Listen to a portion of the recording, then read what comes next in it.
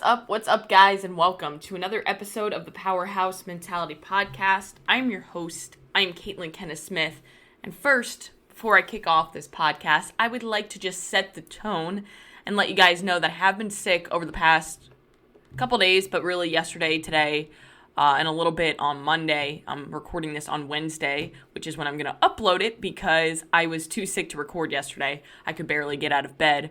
But just giving you like that heads up because my brain fog is a little bit on the heavy side right now. So if I start to kind of wander off and start to go on little tangents or rants, just deal with me. I appreciate you guys as always showing up here, and I wanted to make sure that I got out some content for you guys. But I'm not going to put out content just for the sake of putting out content. So it's been a thought that was reoccurring in my head that I wanted to share with you guys that I knew would provide you with value. So again, I want to put out 3 podcast episodes a week. However, I'm never ever going to force a piece of content that I feel will give you no value. So with this, I'm going to give you some value today. And the theme of the podcast is all about pain and suffering. And doesn't that sound like such a great theme? Isn't everybody super excited about this podcast now? Because I know how exciting pain and suffering and tragedy are. They're great. But, in all reality, I posted a reel on Instagram, I think it was last week.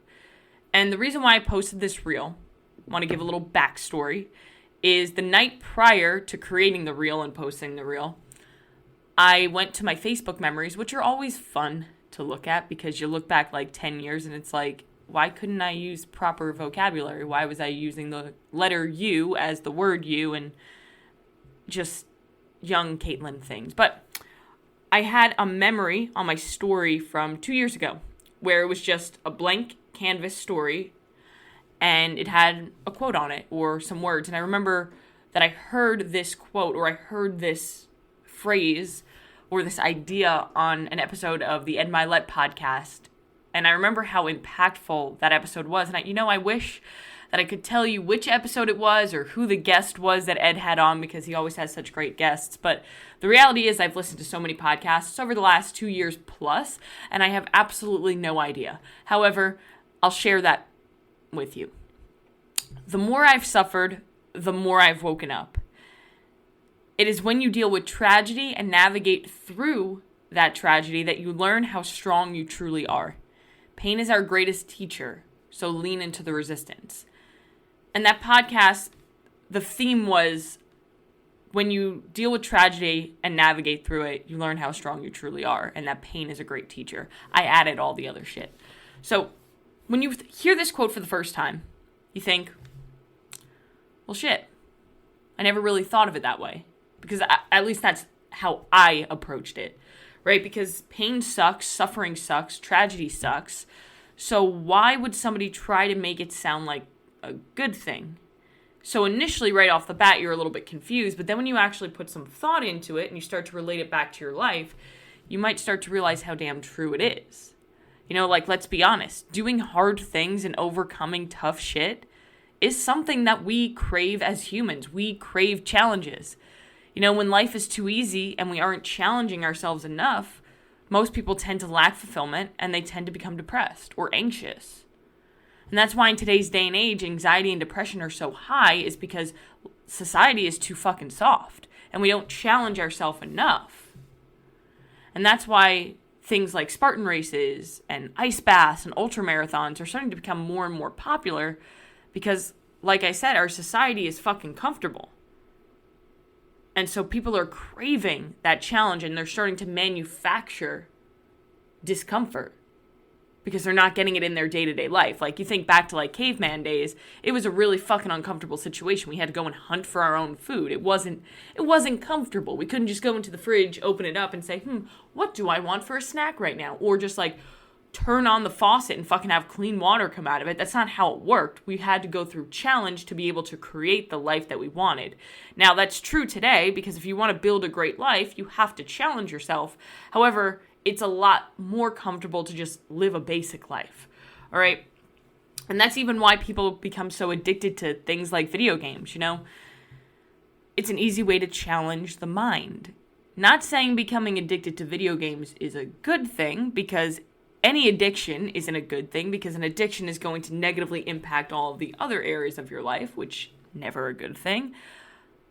But think about it compared to like video games and like ultra marathons or Spartan races. You know, Spartan races have a physical aspect to it. They get you outside. They do create community and relationships, where video games don't usually do that, and they usually do the exact opposite. So those are just like two extremes to prove a point. But in everyday life, I'll use myself as an example, I seek discomfort in order to provide me with fulfillment. Training to become a competitive CrossFit athlete is not comfortable. There's a lot of pain. There's a lot of suffering involved with that. And my training sessions are not fun. However, they've helped me grow more mentally than physically. And that's something that I never really anticipated when I first got into CrossFit and when I first started training. You know, I've become a better athlete physically. I've become stronger. I've become faster. But the mental gains are something that really you can't compare. And every time that I'm forced not to train, for example, like yesterday when I was sick and could barely get off of the couch, I'm reminded how much of a benefit movement and exercise and training and challenge have on my mental and emotional well-being far more than my physical well-being. And I know that a lot of people out there who do work out on a consistent basis can relate to it. When you don't work out, you just feel different.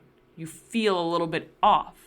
You know, I found myself at times yesterday just like kind of scrolling on social media, and I started to realize like, wow, this is not good like for my mental health. Like it doesn't feel good. Like I feel just not good mentally. And there are some people who do that all of the time, who don't get off the couch, who scroll on social media all day long. And it's no wonder that anxiety and depression are such a huge problem in our country, because so many people become soft because they're not competing with themselves. They're not challenging themselves. And, you know, when I first heard this quote 2 years ago, like I said, I have no idea who Ed Milet was interviewing, but it was on a podcast. I was in a tough place. You know, a few months prior to that, I had just left my career in the gym industry to go all in on pursuing my goal to be an online coach. To paint the picture for those of you who maybe are new to the podcast, or I haven't mentioned it really that recently, I was in the gym industry for almost a decade, for about 8 years, before moving online 2 years ago. And I started off as a personal trainer when I was 18. I moved my way up to assistant fitness manager, sales manager, and then eventually general manager. So to leave my career to pursue something else was really challenging for me, but it was something that I knew that I had to do. You know, I thought that I was ready to step into my full potential, but the reality is, like, you're never truly ready. And you really just have to go for it and embrace taking messy action, because it's never going to be ideal. And we talk about that all the time. But back to the story. You know, I had 2 moments that I'll never forget. And the funny thing, or really the not so funny thing, but kind of funny when you look back at it, is that those 2 things happened on the exact same day. So I've adopted the saying from my coach, Eric, we ain't got no time for a bad day, but man, let me tell you, that was a challenging day. But, like I said, it was one that taught me a lesson. Pain is the greatest teacher, right? So the first thing that happened on that day, I was sitting in my car and I was checking my bank account to see if I could afford to buy groceries. And I remember distinctly that I didn't need to get a lot of groceries. I really just needed like 2 things, like maybe typical Caitlin, probably broccoli and like fucking peanut butter or something like that. Or broccoli and spinach, just something like basic. And I was like, okay, I should be good, but something was just telling me to like check.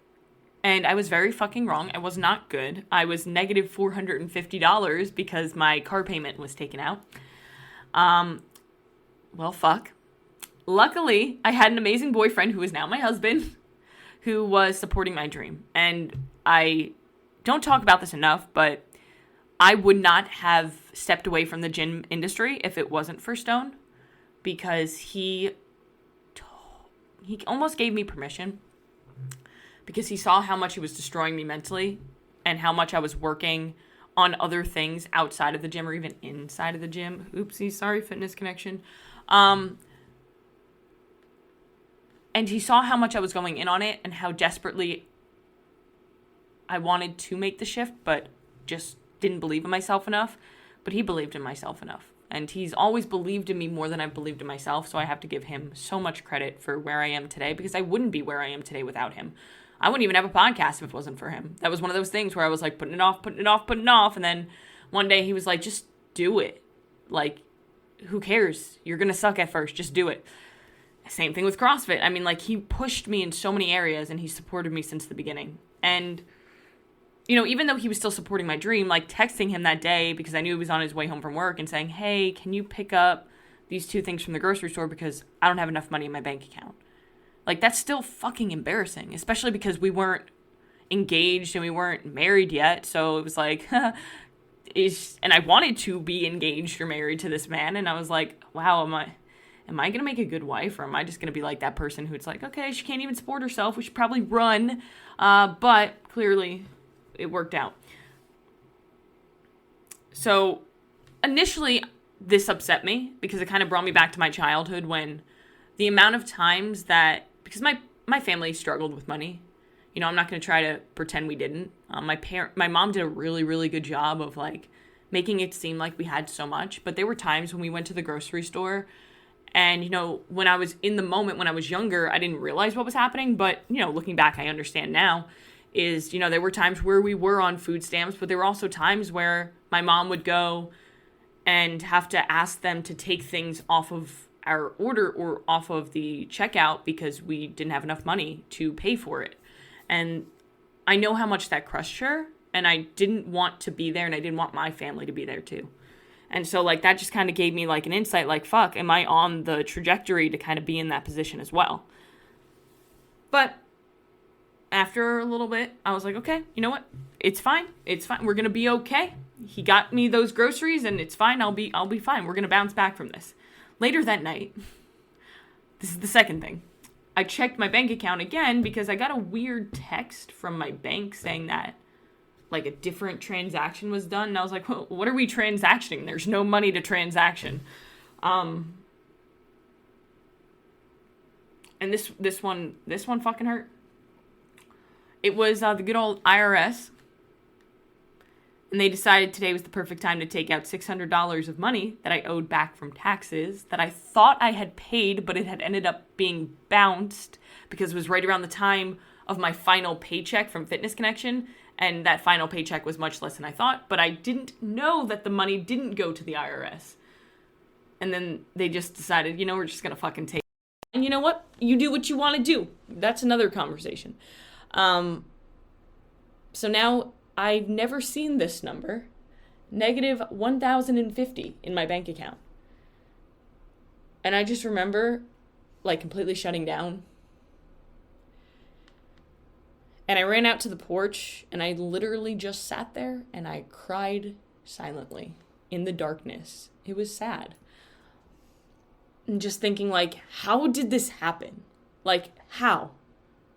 I went from less than a year ago getting a new car because I got my promotion, moving into my dream apartment that I always wanted to be in, which kind of sounds silly now because, you know, as I get older, it's like dream house. But at the time, I didn't know where my life would go, so I had this dream apartment, to being super comfortable, being able to go to Starbucks every fucking day, you know, without even blinking an eye, which is, you know, impressive, right? To now this. And Stone gave me space because he gets it. And eventually I came inside and I just cried in his arms in the kitchen. And as we stood there in the kitchen, just like me crying in his arms, I said to him something that I literally will never forget. And it's something that I continue to remind myself of almost daily because it pushes me to work when I don't fucking want to work anymore. I told him that I will never let this happen again. I will never let this feeling come back because this pain sucks and I don't ever want to be in this position again. I don't want $600 being taken out of my bank account to cause me this much pain. Because that pain sucked. But it taught me so much. it lit my ass on fire, and it taught me that no matter how low you feel, it does get better. It does.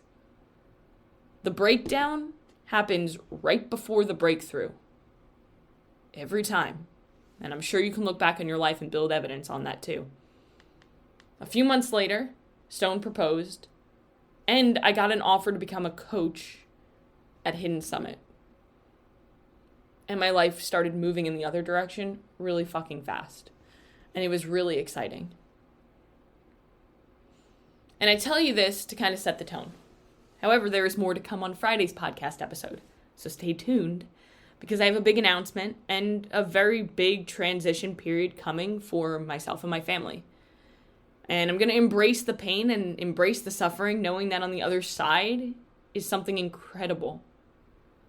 But I also tell you this to remind you that no matter what you're going through, it is temporary, and you will be okay. And I know how insane that might seem, especially if you're really in the thick of it right now, but just think back to all of the hard shit that you have been through and build that evidence to support that it is temporary and you did get through it. Because even the smallest things, like being sick right now, I always think back to last year. Oh, that was last year? Yeah, I got married last year. Anyway, or I guess since it's 2024, it was technically 2022, but it was December, so it was really close to the new year. So anyway, December 2022, Stone and I had just got married on December 15th. We spent that weekend in Houston, and then we drove to his parents in Texas to kind of spend Christmas with them, and then we would drive back to Florida. I got so fucking sick, and I think it was like all of the stress from planning the wedding and everything, just like, okay, cool, we don't have this stress, you're gonna get sick as fuck, because I got so sick. Like, I have never been that sick in my life. On Christmas Eve, I literally couldn't move out of bed. Like, Stone had to, like, bottle feed me water to make sure I didn't dehydrate. It was terrible. But I think back to that time because I remember distinctly the day after Christmas, like, I was able to move around, get out of bed on Christmas, and then the day after I was still able to do stuff, but I couldn't, like, do basic things because I was so weak and so sick. And I remember just sitting on the bathroom floor in his room with the shower as hot as it can be so it could steam out my sinuses, and just fucking hysterically crying. And the shower was on to steam my sinuses, but it was also on to drown out my tears so that nobody heard me.